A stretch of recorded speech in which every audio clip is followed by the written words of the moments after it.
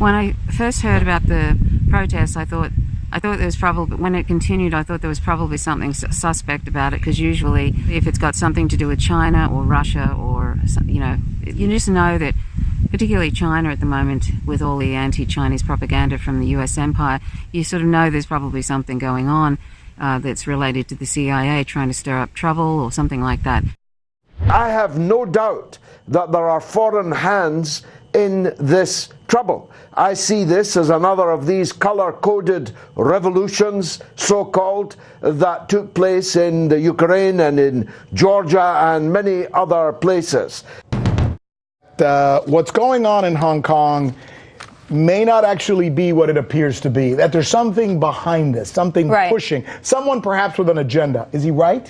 Yes, you could certainly say he's right, and this is an element of the Hong Kong protests that are not being so that's not being so covered in the Western corporate press. Yeah. No surprise there. So I want to show you something. I want to show you the organizers of these anti-extradition law. They call themselves the Civil Human Rights Front, and I want to show you the members of the organizations of the Civil Human Rights Front. So these are the protesters. That's right, the organizers of these protesters. Okay. Not all of the protesters are part of these groups, but these are the organizers. We've got the Hong Kong Institute of Human Resource Management. We've got the Hong Kong Confederation of Trade Unions, as well as a number of others. Now, what do all of these organizations that you see listed here have in common? Tell me. They're all taking money, and they've all worked with an organization called the National Endowment for Democracy. They've all received funding from this organization. Now, the National Endowment for Democracy has been funding groups in Hong Kong. This goes back to the 90s, but just in the last year, the Hong Kong Institute for Human Resource Management, which is the first thing that you saw on your list there moments ago, got $90,000 in just 1 year, in just 2018, from the National Endowment for Democracy. Would you tell us, so our viewers can understand, who the hell is the National Endowment for Democracy? Who are these people? That's right. So who is this NGO funding these protesters, right? Great question. I'm so glad you asked. So let's listen to Carl Gershman. Here's what he had to say. He was actually the president of the National Endowment for Democracy at the time he said this. He said, "It would be terrible for democratic groups around the world to be seen as subsidized by the CIA. We saw that in the 60s, and that's why it's been discontinued. That's why the endowment was created." So here we have this NGO that's been created to, in a sense, do the CIA's work overtly. And let's hear it from Alan Weinstein, who actually helped draft the legislation to create the NED. Here's how he put it. He put it a bit simpler. He said, "A lot of what we do today was done covertly 25 years ago by the CIA." So you don't have to take it from me. You can take it from these men who are involved from the ground up at the National Endowment for Democracy. Here they are saying that this is, in a sense, a front for the CIA itself. And as you know, the CIA loves funding opposition groups. Well, but, you know, a lot of Americans don't know this, right? I mean, you and I this weekend were texting back and forth about the fact that just as back in 2009, the United States actually perpetrated a coup in Honduras, right? The country where we're having all these problems now with all these immigrants coming. That's right. The Obama administration, and it was led by none other than Hillary Clinton, right? That's right. That's kind of, and that's just we do this. Many right-wing coups that the U.S. has supported in the past. Of course, the National Endowment for Democracy was involved in Honduras as well, though. That's a good point. Anyway, I just want to read you a little bit of this essay, and then I'll see if I can find out who originally posted this. The Hong Kong protests against the extradition law that proposes sending fugitives to mainland China has become headlines in Western mainstream media. There is a lot of hooting and cheering for the Hong Kong protesters in the columns of media outlets like the New York Times, CNN, BBC, The Guardian, etc. You know, if it's one of those mainstream media outlets, that there's probably something wrong, because they don't care about what's happening in France with the yellow vests. It's been like, I don't know, 40 weeks or something. Every week, the yellow vest protests, the neoliberalism, the austerity of the French government. Do you hear anything in the mainstream media? No. And there are other protests going on around the world, like in Venezuela. There's massive protests in favor of against the U.S. empire and their meddling. Mass protests in Venezuela. You know, and you won't hear anything.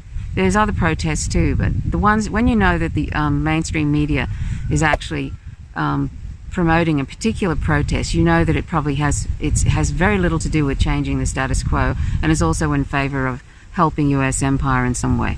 So anyway, the, quote, pro-democracy, end quote, lobby of the American British press, who remained conspicuously silent on the massive anti-government demonstrations in France against the tyrant Macron regime, since November 2018, have been vociferously battling against the extradition bill introduced in the Legislative Council of Hong Kong. The overenthusiasm shown by the Western press over the Hong Kong rallies and protests, where the protesters waved banners of Donald Trump, the fascist American president, and the British flag, asking the imperialist powers to, quote, liberate Hong Kong, end quote. You probably noticed too that there's always a stream of people begging John Bolton, Mr. Democracy, I say that in a joking way, to liberate Venezuela. I mean, it's just disgusting. I mean, the US has imposed economic sanctions on Venezuela that have killed 40,000 Venezuelans. You won't hear that in the mainstream media. Anyway, and I'll continue that sentence, clearly indicates that like the, quote, umbrella protests, end quote, this recent outrage over the extradition law with China is not organic. Rather, it's a manufactured one with the omnipresent involvement of the notorious US spy agency, the Central Intelligence Agency, the CIA. For the US and the UK, it's important that Hong Kong, a part of China that was brutally colonized and exploited by the British imperialists for years, remains separated from the country through artificial lines of, quote, autonomy, end quote, just like they vehemently oppose any proposal by China to integrate Taiwan, its inalienable part, which the US vassal Chiang Kai-shek occupied in 1949 after his Kuomintang government lost in the civil war against the Chinese communists led by Mao Zedong. As the Formosa Islands of China became and eventually remained, quote, the Republic of China, end quote, for many years, as per the American strategy to isolate the People's Republic of China, ruled by the communists for decades, to finally become Taiwan, a neo-colony of the US and other imperialist powers. So is Hong Kong the island nation that became a prized possession for the British imperialism to vacate emotionally? Though the British imperialists had to leave the islands in 1997, handing it over to China for an autonomous rule under a strange arrangement known as, quote, one country, two systems, end quote, designed by the opportunist communists after the restoration of state capitalism in post-Mao China, they, in cahoots with the local lackeys, kept things under their virtual control by limiting the Chinese influence in the government. Anyhow, there's about another 3 paragraphs which I won't read. The last paragraph is, as the protesters are rampaging on the streets, their protests turning extremely violent with each passing day, resulting into massive riots and vandalism, apart from targeted attacks on bystanders, apart from the police to raise an emotive tug, it's clear that this movement isn't about any short-term goals of stopping a bill, but has long-term objectives. One of the objectives is clearly a, quote, regime change, end quote. Carrie Lam, the embattled leader of Hong Kong, is seriously at the receiving end, as the US and its allies want her ousted through their manufactured, quote-unquote, public dissent, which is what is dragging this non-issue movement for so long. So that's interesting. So another attempt at regime change, which will probably end up being successful, or it'll end up with the Chinese government cracking down in a very heavy-duty way, and then, of course, then they'll start throwing that out there. And it's just, you know, the anti-Chinese propaganda is going to get more and more pronounced as time goes by. And if you've noticed in those Democratic debates, when they were asked what is the greatest threat or something to the US, they all said, pretty much all of them in the first debate said China, because they've that's their new thing, that they're, you know, China is an economic threat to the US, meaning that it's just doing well in its capitalist ventures around the world, and the US is actually flailing.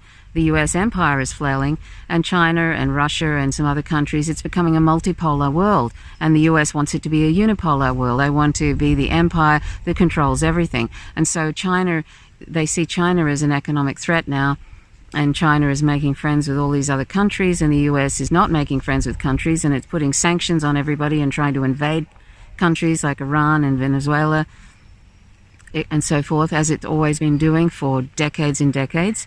And, you know, and so it sort of sees that it's losing its unipolar control in the world. And so, and China is now the target. John Pilger, who is a journalist, an Australian journalist, did a documentary called "The Coming War on China," and that's a possibility. And the other target, of course, is Russia, because Russia is it doesn't have as big. It has probably it spends a tenth of what the US does on the military, but it has these has nuclear parity with its incredibly technologically advanced nuclear weapons to be a deterrent to the US. And of course, sadly, there's this talk of these complete I don't know what else to call them, but psychopaths in the Pentagon who think that a nuclear war is winnable now, and they're not even that concerned about mutually assured destruction. It's sort of, I'm going to find that thing I listened to the other night. Ralph Nader was interviewing somebody about this, and I'm going to share some of that with you, which is very scary, because even the nuclear deterrence to America, it doesn't seem to be a factor anymore. They in fact seem to want to use their nuclear weapons. And of course, when you have, if all you have is nails and the only thing you've got is a hammer, you're going to, it's sort of one of these things where they once you have those weapons, you want to use them, and they've already used them on Hiroshima and Nagasaki. So why does anybody think they're not going to use them on somebody else again? And they think that they can do so by these they call them limited nuclear weapons that are supposed to cause lesser damage and stuff, as if that's going to not bring the house down, if they start using those weapons. I mean, Russia is not going to sit back and allow that to happen. So anyway, I'll find that Ralph Nader program that they did. It was very interesting. I was listening to it last night, and I'll share some of the points from that. Anyway, so another attempt at regime change by the CIA via these sort of faux protests in Hong Kong, and that are going on and on and on, and yet the mainstream media ignoring all the other protests that are going on in the world because it doesn't suit them, because they are threatening the status quo. They're all sort of irrelevant. That the only time the mainstream media ever focuses on a particular protest is if there's something in it for the US. Usually there's something in it for US empire. Anyway, so thanks so much for watching. Please click the notifications bell and the subscribe button if you haven't already.